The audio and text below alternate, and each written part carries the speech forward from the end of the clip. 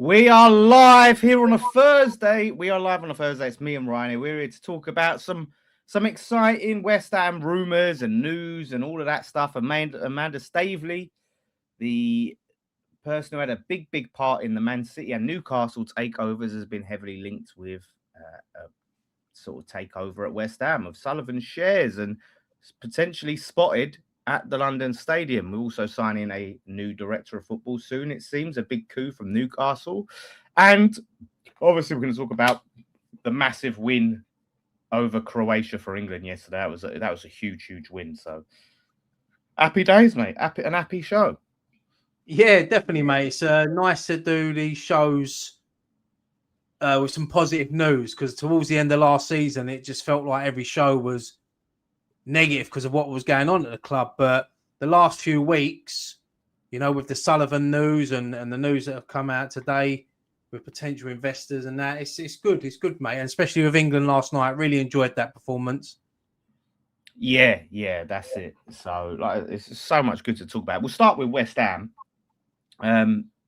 We've obviously, and we haven't had a chance to really hear from you about it since the whole Cretinsky stuff has come. A shout out to Andy, 10 months for members. Cheers, Andy Miles. So shout out to Andy. Yeah, obviously since Cretinsky announced that he was taking over a lot of the gold shares, he was going to become the majority shareholder. The new board that has been assembled, Sullivan is no longer on the board. There are no kids on the board, and it is going to be the Cretinsky show. He hasn't bought the shares yet. He hasn't happened yet, but it's supposed to be happening soon, mate. How did you feel when you heard the news about Cretinsky coming majority shareholder and Sullivan obviously not being on the board? Yeah, well, with everything that's gone on with Sullivan, he had to step down, didn't he? And Cretinsky's been at the club for a little while now, and he's always sort of wanted to take more control and more shares. And it's only good news. I mean, I think is he the sixth richest man in Britain? He seems to have the right. He wants the right direction for the club to go in, and that's what we need. And look, I know relegation was tough for us, but it might have been a blessing in disguise, because ever since that relegation, it's just been good news after good news after good news. Obviously, we are going to lose players during the summer. We know that, but Kretinsky's made it clear that he wants to keep these players. And financially, we probably can. It's whether the players want to stay. That's the difficult thing. But no, I just think it's a lot of positive around the football club at the moment. And hopefully there's better days ahead. Yeah, 100%, mate. Like I said, there's been a lot of sort of big statements from Cretinsky. Like I said, invest in his own money, which needs to happen, I think, by the June the 30th for this PSR stuff. So he's got to invest his own money if we're going to avoid sanctions. So that would be big. And then there's talk about him, like you said, wanting to keep our best players, which again will be hugely ambitious, and that we don't need to sell players. So there's a lot of stuff he said. There's a lot of also rumors about him potentially wanting to get the stadium and improve it. Improve the stadium, new state-of-the-art training ground. It's stuff that he's done before elsewhere, mate. And this is what I'm saying. Actions speak louder than words, right? So of course we'll take it with a grain of salt. But if he follows through with all this stuff, he has a chance to really just change this club around, mate, and really just As fans, we need to just realize that this is not all going to happen straight away. It's going to be progression over the next few years. And if further down the line, in 5 years' time, there's a plan where we're going to have a new stadium, that's something for us to build on and look forward to. And, he's saying the right stuff. He's talking about, I know they looked at a plot of land in Basildon the other week for a new training ground. So they're looking to develop the football club. But as you said, mate, action speaks louder than words. It's like a politician, isn't it, when they're running for government. They'll give you say what you want to hear until it comes to it, and it don't happen. So, but look, I think the main thing is, I think what everyone wanted in this football club is Sullivan gone. He's not on the board no more. He's not pulling the strings. I know he's still got shares in the club, but I think over the next few weeks, maybe months, they'll be gone. And then he'll have nothing to do with his football club anymore. And we can just start rebuilding again as a club, as a fan base, as a team, and just look forward to we are going to be in the Championship next season. We know that, and it's going to be there'll be some difficult times in there, but we can bounce straight back up, and we're in better hands. That's all we want. That's all we want as West Ham. I don't know about you, mate, but once that statement came out from Cretinsky and Vanessa Gold, and Sullivan was just got. I mean, look, he's still got shares in the club, but he's just nowhere near the board, and it looks like he's on the way out. All of the misery from relegation sort of just melted away. Do you know what I mean? Like at that point, I just didn't care anymore, and I was starting to look forward to this. I was miserable when we went down because it was like it's still Sullivan, it's still the Sullivan show. We're still gonna have the same shenanigans, and we're probably not gonna go back up because what he's doing now. I'm actually looking forward to the new season. Like I'm excited to get it underway. No, I am as well. And obviously next Friday, the fixtures come out, so we know what we're up against at the beginning of the season. Yeah, it's. I mean, someone said to me today, funny enough, they went, "Oh, the Premier League fixtures are out tomorrow." I was thinking, "Oh, I can't," and then I'd split second. I just thought, "Shit, we're not in the Premier League." So it's sort of itch of them. But no, look, I think we would have all taken being in the Championship if it meant getting rid of Sullivan. So we sort of all accepted relegation, so it didn't hurt. Even though when we went down on the final day, obviously it did hurt, but we sort of knew it was happening, so you could take it a bit more. But no, look, I feel that all the news that I'm seeing at the moment in the West Ham world is positive, apart from social media beef. But apart from that, it's all it is all good, and it's something to look forward to. And there's a lot of positive videos going around from all the channels, and this is what we want. That's what we want as fans. We want to be in that position where we can say we've got our club back. Yeah, and if anything can unite the fan base, it's this, you know what I mean? And Sullivan out. And look, we're going to talk about Steve Nixon, and funny enough, he is heavily, I think, connected to Amanda Stavely, obviously both at Newcastle. I'm going to touch on Stavely and we'll get into the Nixon, but he said he's going to be joining soon. But Amanda Stavely is a name that has been linked with the club for quite a while now. There was talk about her wanting to help take over a London club, and it was said to be between us and Spurs. She went to Spurs, too expensive, too much money. So you got West Ham. Sullivan wasn't really looking to sell. So, it put things in a really difficult situation. But her name keeps coming up. And look, you take all rumors with a grain of salt, but there's no smoke without fire. So I think there's something to it. There was a picture that went up. I think I put it in the group chat, didn't I? Yeah.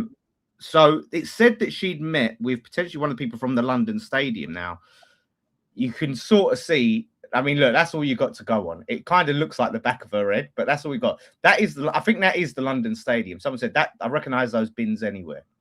Other places. What one is she? Is she the one in the middle? Yeah, that's the one. That's the one. No, yeah. So, as I said to you earlier, when you put it up in a group chat, I said, AI has ruined everything for me now. I don't believe any photos. I know. But I think there's no smoke without fire. So I think there is interest there. From why she wants to get the Sullivan shares. She's been linked with an American consortium. Now when I hear American, I get red flag, right? But the track record that she's had previously for Man City and Newcastle is amazing. And the Newcastle fans were gutted when she left. They were gutted when she left. They said she's done amazing things, not just to Takeover, but since then. Proper. So if we get someone like her with Cretinsky, who's a serious businessman, like this can just change us into a completely different. I'm not going to say we're going to be Man City, but like a club that's trying to do things that are like I'd be Newcastle. You have one season and you're in Europe and you're doing well, and then maybe you dip and then you're back up there and you're trying. I just want to see us try, mate. Yeah, I mean Cretinsky and Stavely, that's like a massive upgrade on Brady and Sullivan, isn't it? It's and as you said, like she was part of the Man City deal in 2008. Was it 2021 when she went to Newcastle around that time? Yeah, I think it was around. And that time. Yeah, as you said, the Newcastle fans loved her at that time. She come in. Mike Ashley left the club. They took over. I know Newcastle fans were gutted when she left the football club. But look, she'd be walking into a club a bit like Newcastle, passionate fans who just want the best for their football club. And if she can come in and help Cretinsky, and I think, as you said, they're looking at other investors. It's an investor's dream for me because you're taking over. I know what we think about the stadium as fans, but as a potential owner, you've got a 65,000 seater stadium in the middle of London. You know, you've got a massive fan base, huge football club. You know, and they'll come in at a time where they'll probably get the shares a little bit cheaper than what they would if they was in the Premier League. So getting relegated could be the biggest blessing in disguise this football club's had for so many years. So yeah. No, so you won't get us cheaper than this. Like I said, the Sullivan shares, because one, we've been relegated. Two, all the stuff that's going on with Sullivan currently, right? I mean, at the fact that he has no power, I can't see Sullivan wanting to hang on to them shares if he's not on the. He's such an egomaniac, right? He's got this Napoleon complex. I can't see him just happy to go, you know, I'm going to hold on to this 38%, which could get diluted to even less if Cretinsky goes and puts his hand in his pocket and just, you know what I mean, just be on the board. I think if he got a decent offer, I think he takes it and focuses on all the shit that he's got to go on to. So I think it's there for the taking, mate. Yeah, I think there's only one way out, one way for Sullivan, and that's out of the football club. And he just needs to get as much money as he can for his shares, you know, because he's never gonna be welcome back at this football club in any capacity. So for him now, Cretinsky and Vanessa Gold, did you see what their statement about him saying like they had no idea, he didn't inform of all this going on? They pretty much threw him under the bus. Mate. Yeah, I noticed that season ticket sales went up once Sullivan announced, but that wouldn't surprise me if that was part of the deal where we sell all the season tickets and then Sullivan goes, hey, I'm back now. I'm back. Yeah, could you imagine? No, look, I'm just like with Sullivan now. It's a new era for me. Cretinsky's now in control. It's just about, as we said, what he does. He's got to stick to his word. And look, we're not expecting new training grounds and stadiums tomorrow, but we're expecting for him to get us a team that will get us back in that Premier League next season. Have a good season in the Championship. You know, win it. That should be our aim, to win it, not just automatic or finishing in the playoffs. We need to win that league. We need to be the best team, and come up and start again. 100%, mate. I want to win that. I want to win the league. We ain't won it. The thing is, you know, with Cretinsky, he has the easiest win. Come out and announce, as of next season, obviously it's too late this season, the old badge is coming back. A little statement, a little easy statement of intent. Bang, there you go. We're getting that back. I think even like, I know there's a lot of debate over the badge. People say, oh, it don't matter if the castle's on it or not. I mean, I think the main thing is getting London off the badge. I think get that off the badge, you know, because I actually don't mind the two hammers with West Ham above it. You know, I like the castle as well. But yeah, no, that'll be a huge. That'll go in a big favour for him amongst the fan base if he was to change that badge, because we know how we feel about it, you know, and then he can start working on little bits, like if he can improve the London Stadium at all. You know, it's going to be difficult, but you know, apparently Brady left some plans. Apparently, before she left, she had plans to improve it. Yeah. I've heard over the last few years that they reckon they've had plans to do this and do that, and nothing ever happens. The most important thing. You spoke to her, mate. Sorry, I just jumped in on this, but you and Nikki and a lot of the other, you know, Brady had a meeting with loads of YouTube channels and fan forums, but she sort of, I think, insinuated to you guys that they thought they were going to be given the stadium, and I think that was the thing. She was waiting to get it. Yeah, they did. She did say that they thought that we was going to get given the stadium in the end, you know, and then they can do a little bit more on it. I mean, there was loads of. I remember when we first went to their meetings, and some of the things she said that they wanted to they wanted to put a navy carpet around the edge of the pitch, and to be fair to her, she don't get a lot right, Brady, but she turned around and said, "No way are we having navy carpet. That's a Spurs colour." So yeah, it was. Yeah, look, I don't know what plans she had. I know that they was talking about bringing the upper tier forward a bit, and I don't know how they're going to Yeah, do that I think they unless you want to completely put lock it. it down. Yeah, I think one thing was, the gaps between the upper and the lower. They want Yeah. to fill that with seating, so it will take it to a Mm. 70,000 seater stadium because then you've got seats coming from the top to the bottom. Something about the bridges there was some, which I know there was mention about, but I don't know what they're going to do with bridges and things like that. But Yeah, short of this, apparently, this consortium have got £2 billion to spend on a football project that made us Amanda Stavely's linked with. That's the rumor that's coming out. £2 billion, mate. That gets you a lot. You know what I mean? And yeah. build a new stadium. There's a lot you can do with that. Invest in if you want to develop the ground, or to build a new stadium, I think you're going to need a lot more than £2 billion. But there's enough money there to invest in a training ground, playing staff. So it's about. As a fan now, every morning you wake up and you think there's a brighter future now at the club. And it's weird to I never ever thought I'd be saying that 3 or 4 weeks ago, because I couldn't see. All I could see was dark days ahead. But just getting rid of one person at that football club has changed the whole atmosphere around the fan base. And there are still questions, and rightly so. There's people out there that don't trust Cretinsky because of obviously what's happened with Royal Mail and things like that. But I'm just thinking, give him a chance, because we've suffered Sullivan for 16 years. So this bloke can't be any worse, surely. No. Listen, 100. But that is the thing. When people say, "Oh, wait and see, calm down, be careful what you," I refuse. I refuse to believe this man will be worse than David Sullivan. Like, no matter what happens, and listen, he's already said the right thing. Sullivan said the right things, but like I said, we'll see. But I'm optimistic because, like I said, there's no way he can be worse than Sullivan. And if we get this, it looks like we're getting this director of football in, which is big. Steve Nixon. It's looking like we're going to be announcing him soon, which is a massive good, because this is an experienced Premier League director of football, been at Newcastle for years. He identified players like Joe Linton, Sven Botman. He helped get Tonali and Isak deals done over the line. And I've seen some people, and it's always the case, if you're a director of football, people go, "Oh, what about this player that flopped? Or what about that player that flopped?" Like, the big thing is, this is a coup, because whether you think, okay, he's the fucking be all and end all savior and he's going to get everyone right, which no one does, to be a championship club, right? Someone says apparently it's not done, so we'll see if it gets done.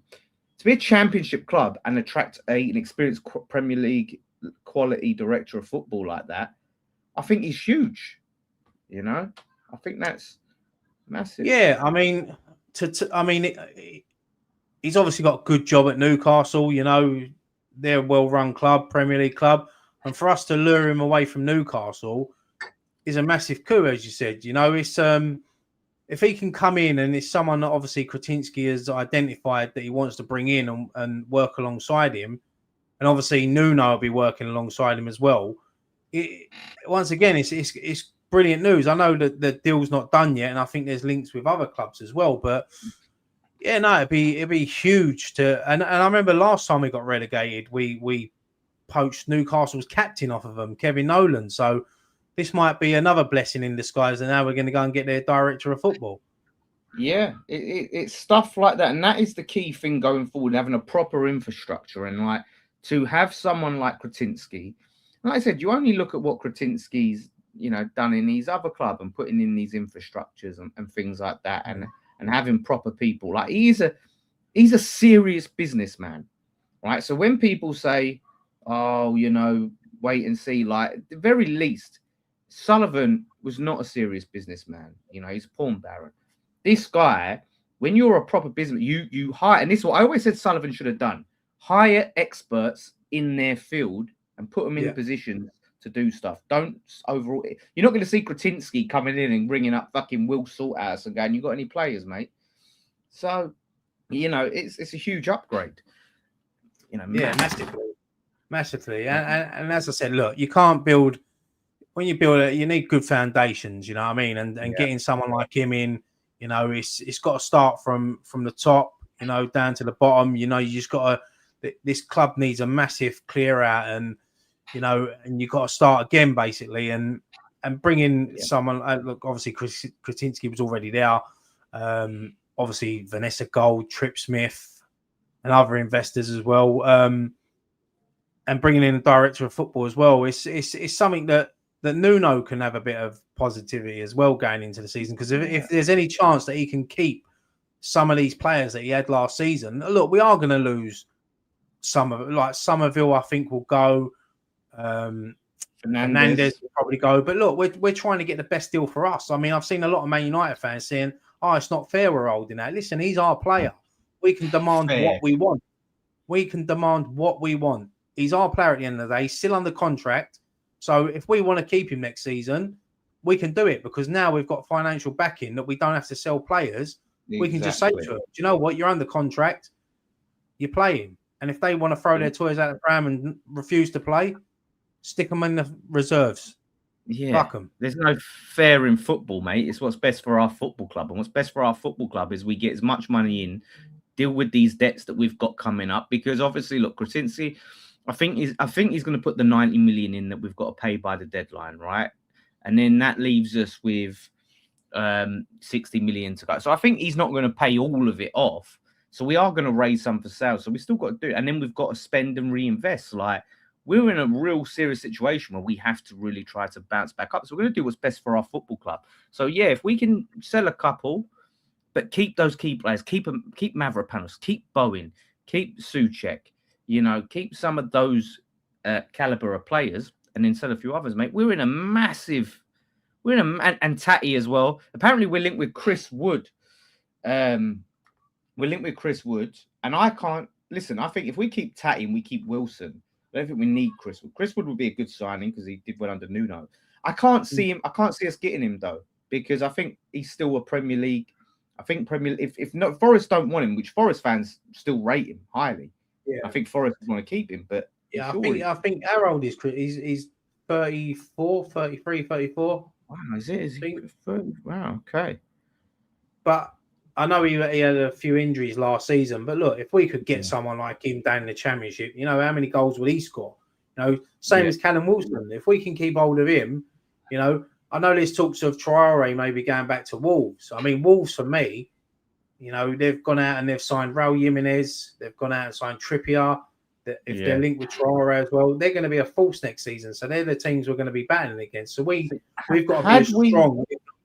Yeah, I think if we had our shit together and all this Sullivan thing happened earlier, and everything's in place, I think we could have got Trippier. You know, that would have been a great sign for us getting back to London, experience. But Wolves are ahead of the game; they're on the ball, mate, and that's the thing. We're in limbo at the moment. But Chris Wood. Yeah, I was going to say as well. They obviously got rid of their manager as well, didn't they, Rob Edwards? Which was a bit of a shock, because I was a bit worried about him. I think he's a decent manager, and he done well with Wolves towards the end of the season. And they've obviously gone out now and got someone. I mean, no disrespect, I've never heard of him. So it's it's going to be interesting with Wolves next season. Yeah, and that's 100%. And I think if we could keep Wilson, I don't think we need to go and try and get Chris Wood. I think you have Wilson. I know some people saying, "Look, we want up and coming players." I think we've got a core group of youth players, right, that are going to play a big part. So I think we have to look at experience that is too good for the Championship. That quality, right? So if we was to get Trippier, who's quite old, I think that would be a good sign. If you get Chris Wood, they'd do well in Championship. Those players that are just too good for the Championship that you can get, we've got to be realistic about these. Yeah, I think we should try to identify like really good Championship players. You know, players that are used to that league, and if we can get a couple of signings from the Premier League or are willing to drop down, you know, fringe players. I think, look, it's all about the main objective next season is getting promoted. So whatever team does that, we can if we get back to the Premier League at first time of asking, then we can say, yeah, we need more younger players and that. But it's just about bringing in experience and getting us back into the Premier League. That's the most important thing.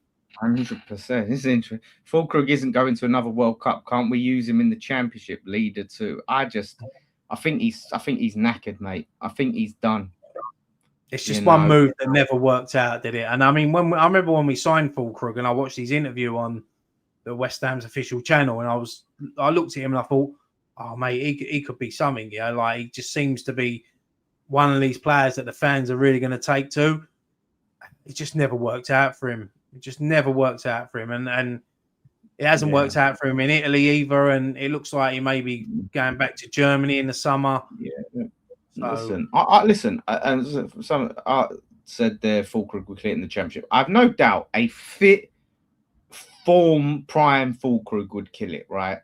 I just think his body's knackered. And look, the Championship, it's not as easy as people think. Like, it's still a very demanding and physical league. Like, the quality isn't as good as the Premier League, and I think Fulkrug's quality is better than the Championship. But I think his body is just not up to it. You know? No, I agree, mate. And I think it's just one of them. And plus, he's probably on like over $100,000 a week. You know, we can't afford to pay a player. I know there was obviously he might be one of the players that's got a relegation. Like with his wages and that, but yeah, I can't see him staying. You know, you want to, the main person you want to try to keep hold of next season is obviously Bowen. You want to keep the likes of Souček, you know, and you got to look around that squad, and you just got to try to keep a little bit of experience. But as you said, we've got so many talented youngsters that it might not have worked out for them last season in the Premier League, but in the Championship, someone like Magassa, you know, Kante coming through, Potts, Scholes, you know, there's a lot of talent there. Just give them a chance in the Championship, mixed with a bit of experience, they could have a brilliant season. And I think we've got a bigger chance of keeping players now. Apparently, they went and spoke to the players and talked about their intent, and players are open but waiting to, like us, with actions speak louder than words, and want to see that there's a serious project now. But they look at it from what it was, the Sullivan show, the absolute shambles things were behind the scenes, no real ambition, no real investment. If Cretinsky comes in and makes a statement, slaps down money, invests, and says, right, we're here to really get straight back up. And once we get straight back up, we're not just there to make up the numbers. We're there to try and be ambitious and compete higher up the table. I think players look at that and go, all right, something's happening. I'll give you a season in the Championship. Yeah, I think a lot of them. I think what they'll say to a lot of them players is, look, stick with us. You know, if we get to January at the transfer window and we're not challenging, then you can leave. Then you can find another club. But if we are challenging, you know, just stay for a season. Stay for a season. Get us back up, because they're part of the problem that got us down. You know, so and I know there's no loyalty in football, but it'd be good if some of these players, you know, think, yeah, do you know what? I want to be part of getting this great club back into the Premier League. Any player that does that will become, you know, a hero in the fans' eyes. Well, you know, I think that's why Michael Carrick gets a lot of respect by West Ham fans, even though he went to Spurs. Yeah, Carrick give us a season when he could have gone. You know, as you said, Colton Cole. You know, there's a lot of players that, and you think Kevin Nolan dropped to the Championship to come and play for us. So it means something. It means something to fans. Yeah, 100%. When someone sticks by you when you're down there. So listen, hopefully happy times. And like I said, I'm glad I got to talk to you about it. But let's shift to England. I did watch along yesterday. I'm sure you was down the pub, mate. And I think that is like a massive statement win. We said it in the group chat. We was like, oh, big statement win would be good. And I was a bit nervy. It was like 1-1. But, mate, like, you couldn't ask for a better opener to that, to a team like Croatia that haven't had the best track record against. Yeah, no, I think that, look, the first game's always nervy, you know, and I thought England looked very nervous in the first 5-10 minutes, you know, playing it around at the back. You know, Croatia were putting pressure on us. But, yeah, once we got settled and we started knocking it about, you know, we was always going to win that game. I was in no doubt. I like the only thing that worries me about England, and I think a lot of players in this tournament, a lot of fans in this tournament, is the defence. You know, you see that yesterday. We looked a little bit shaky. But going forward, we're going to score goals in this tournament. You know, we put 4 past Croatia yesterday. We've got Ghana coming up and then Panama. That's another 2 games there where we can go and make statement wins. And we literally announced to the rest of the World Cup that England are here and England are here to win it. You know, I wasn't the biggest fan of Tuchel at first, but I'm starting to sort of warm to him a bit more. And I think that when the squad come out, everyone was like, oh, why ain't he taking him? Why ain't he taking him? Tuchel's got a plan. And, you know, you can see that he's getting the right players in the right positions, not players just because of who they are. He's getting players in positions because they work hard. And you look at like Madueke, you know, he's not the greatest, but yesterday he put fear in Croatia just with his pace. You know, his end product weren't there. But then you on the left, you've got Anthony Gordon, who weren't really involved in the game, but that freed up the likes of Harry Kane. And look, we need to just I know that Harry Kane gets a lot of hate because he played for Spurs, but what you got to just realise is he's a world-class striker, and we've got probably the best striker England's ever had, you know, and it's facts, because look what he's done in Germany this season, 61 goals. You know, he's a winner now. He's winning trophies. You know, that's maybe the that difference. could be the change. Well, this is the difference between what we've got in this squad now to what we've had in previous squads. We've got people that are winning. You've got obviously the Arsenal players that went and won the Premier League. You've got Harry Kane, who's won titles out in Germany now. They're winners. And players, and when I just look around that squad, I mean, I was so glad that Bellingham started yesterday, because I know he's had a lot of, in the build-up, a lot of people have been talking about him, but Bellingham was another player. He's world-class. Real Madrid don't just sign you for nothing, you know. He's been injured a lot this season, but you just see the talent there yesterday. And you got Declan Rice didn't have his best game, but his corners were on point. You know, he was breaking up play. He looked like he was carrying a knock. That's why he went off. But no, we made a statement yesterday, and apparently now, he's had to have pain injections because he's injured.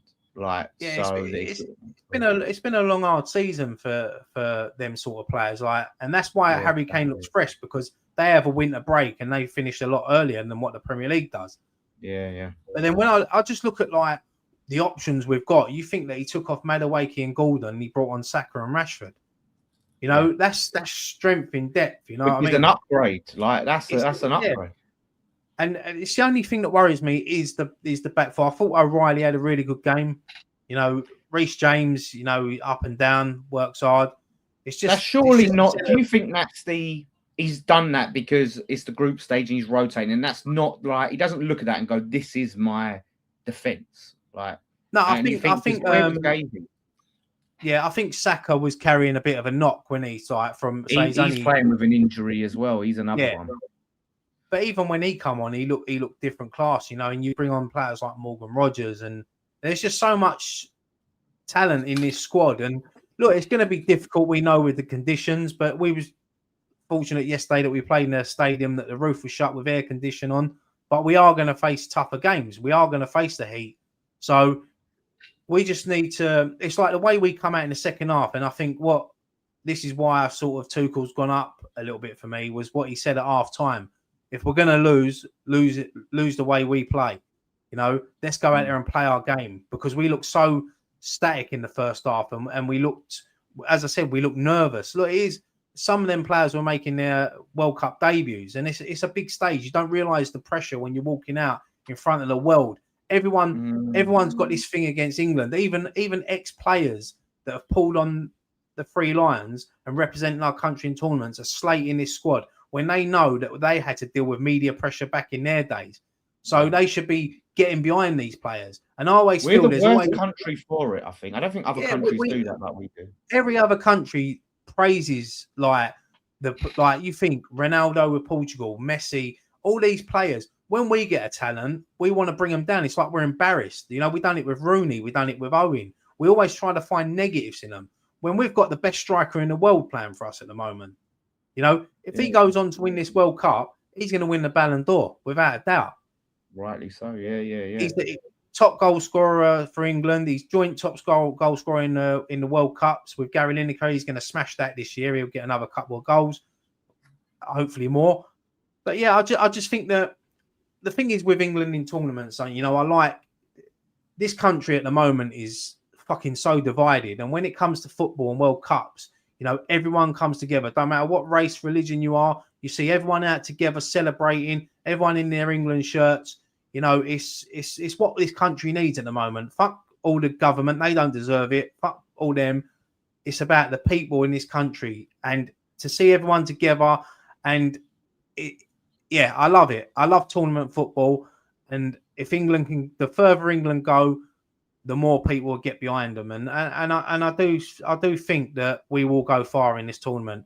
Whether we'll win it, I don't know. I really hope we do, but I think we can at least get to the semi-finals. I think we have to at least get to. It's going to sound harsh, and there's context involved. But I said yesterday, I think for Tuchel to stay, he has to get us to at least a semi.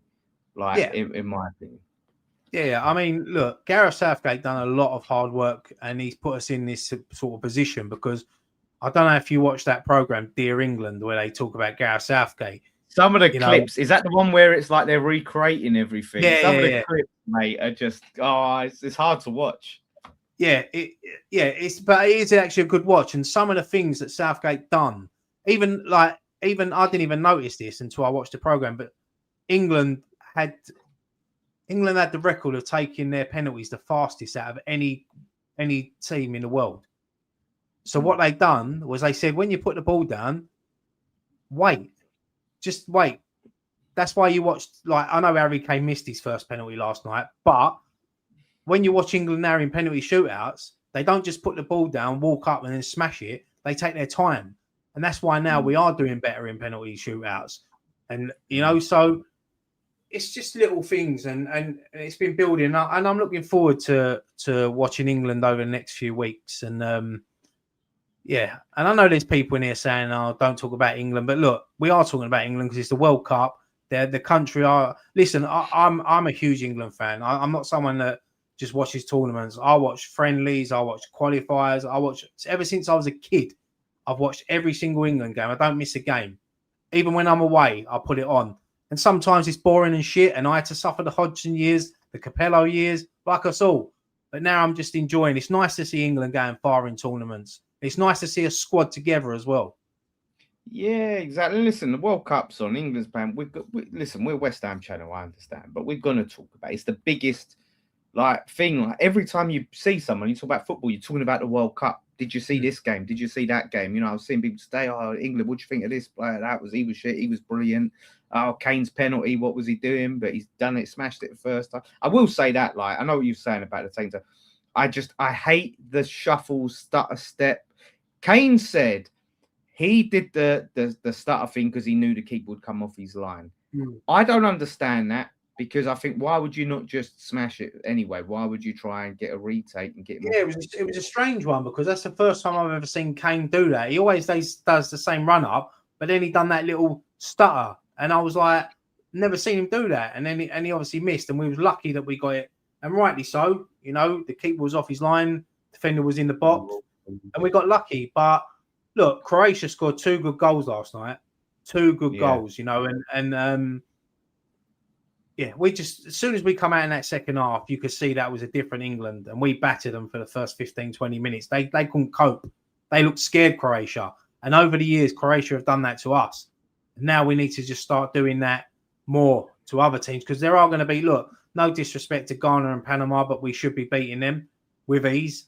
It's about the next rounds. You get through, last 32, you're going to get a team that finishes third. Hopefully, I think it could be out. If we beat Ghana, do you rotate massively for Panama and save big players then for the knockouts? Yeah, because if we beat Ghana, we win the group. So we might as well. Then it gives players that are not getting minutes. Because I think even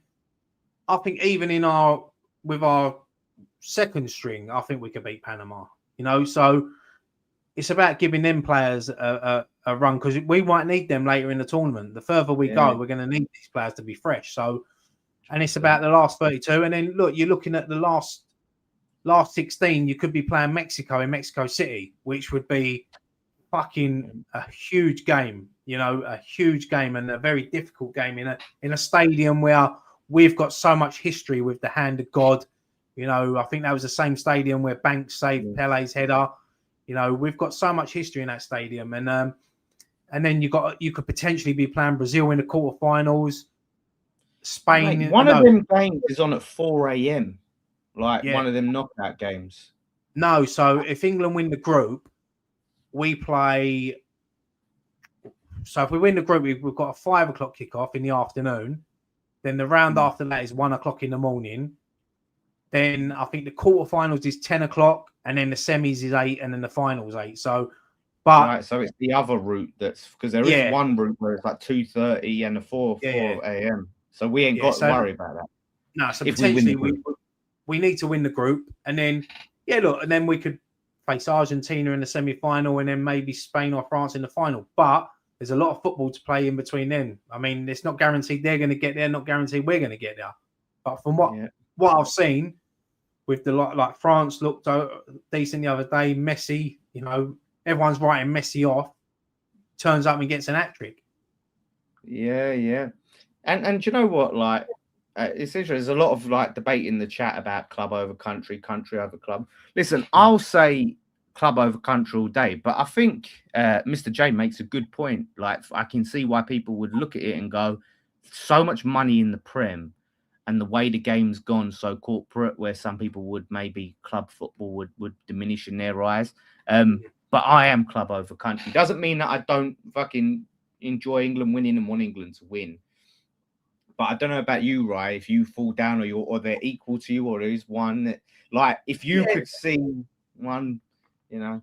I mean, look, if someone said to me now, West Ham to win the Premier League or England to win the Euros, I'll take probably West Ham to win the Premier League. But the World Cup, I don't know. I want to see my country in my lifetime win the World Cup. I just want to see England win the World Cup to say, do you know what? We're the best in the world. You know, get that second star. We've got that. Get that second star. We've got that trophy. You know, and I would love to see, because it changes people. You know what I mean? It changes people's lives. You look at this. The 66 lot, you know, they've lived off of that. You know, they lived off of it when the players that are alive, and obviously, sadly, there's only Jeff Hurst left now.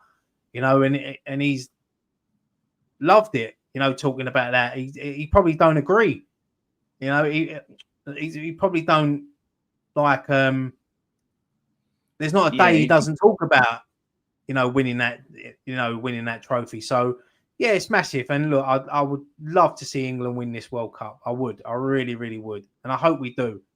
Because there's the state of the country at the moment. It's what we need, and it'll bring this country together. And as I said, I don't care about the higher people. It's all about the people that have built this country, you know, the working class, the proper people, you know, the people that actually care and love and are proud to be English. You know what I mean? That's who it's for.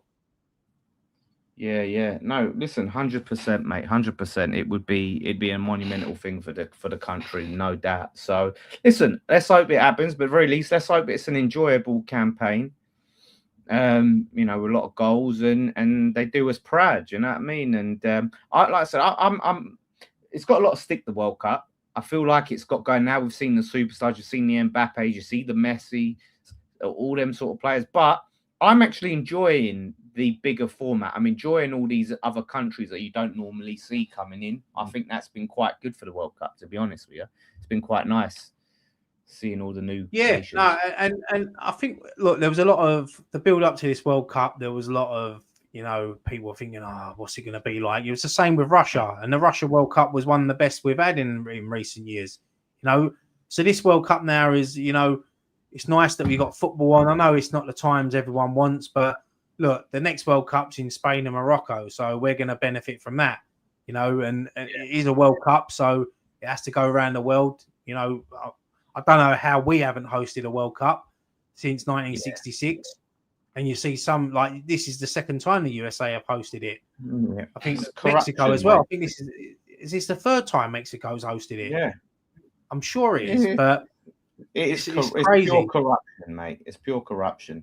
The thing is with our country, with England, Scotland, Wales, and Ireland, is that if FIFA said 2 months ago America are not going to host it no more, and USA and Mexico and Canada, we need you to host it. We could host it like that because we've got everything in place, the stadiums and everything. So we deserve another World Cup. Instead of, I know we get the Euros and the last couple of tournaments we've had it and that, and I think the next one is split across England, not Ireland, Scotland, and Wales. But give us a World Cup.